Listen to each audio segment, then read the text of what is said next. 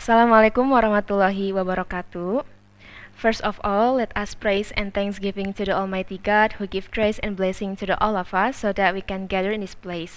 And I say many thanks to the opportunity that has been given me to deliver our study titled Exploring the Differences in Learning Interests between the first year and second year students.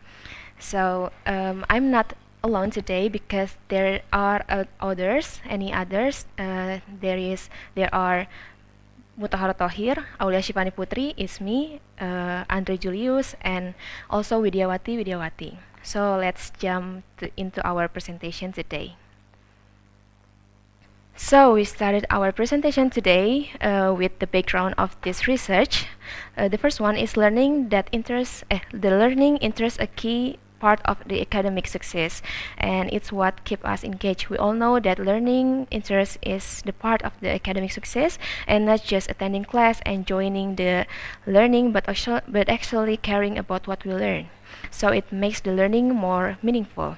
In Indonesia, we've seen big educational movements like Merdeka Belajar, but still there is not enough focus on how students stay interested in learning across different academic years. And as a student myself, I felt the difference and seen it in my friends too. The excitement in the first semester doesn't always last, and many of us just struggle silently. So that's why we decided to explore this issue more deeply but through the data. For the research objective, our research had two main goals. The first one is, of course, we wanted to explore if there is a difference in learning interest between first year and second year students. And the second one, we aim to give practical insight so the educators can better support students at each stage. And our key research question was, is there a statistically significant difference in learning interest between these two academic levels? So now let's jump into the theoretical framework.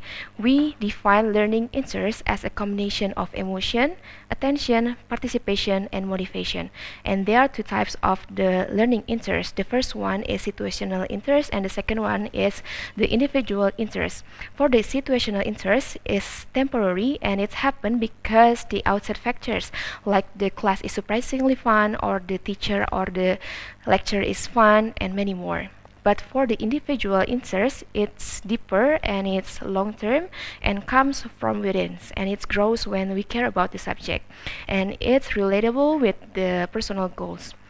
And this study also builds on self-determination theory and the four-phase model of interest development, which explain how interest can grow if our basic needs are supported, like feeling competent, connected, and free to choose. And for the methodology, we use a quantitative, descriptive, comparative design. From a total of 935 students at Masum University. We selected 301 students using stratified proportional random sampling. We measured their interest using a questionnaire based on 4 indicators, and the instrument was staged and reliable with the Cron batch alpha about greater than 0.76. We analyzed the data using SPSS and GASP software. So, from the data, it showed the result that the first year student had an average score 90.84, while the second year student had 93.56. And this means the second year student showed slightly higher learning interest, and the data was valid. It passed both normality and homogeneity tests. And from this, we saw a clear pattern that interest tends to grow in the second year. And to confirm this difference, we also used ANOVA analysis. We found that the result was statistically significant with p-value 0.004, and this confirms that academic year does impact student learning interest. And we might be asked, so why are the second year students are more interested in learning?